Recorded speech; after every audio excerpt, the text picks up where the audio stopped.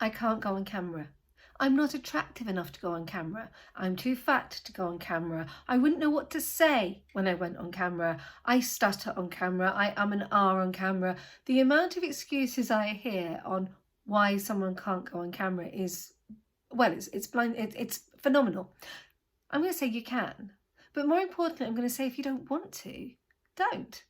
Just don't. Find another way. There are lots of different ways that you can use video as part of a medium in your content marketing strategy. There's lots of ways to bring video content onto your website. It doesn't have to be you exposing yourself, feeling uncomfortable, doing a dancing reel or talking to camera or shooting a video for TikTok where you have to look uber cool or following a trend and swinging your arms left and right and your hips left and right and trying to be cool.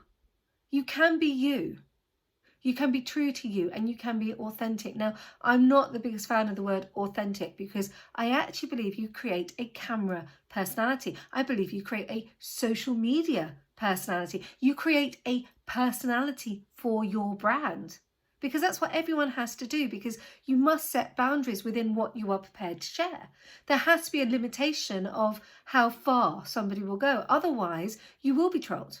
You will be exposed and you will feel hurt. Whereas if you keep a boundary in place, you can limit that exposure and you know that you are protecting yourself and those dear to you.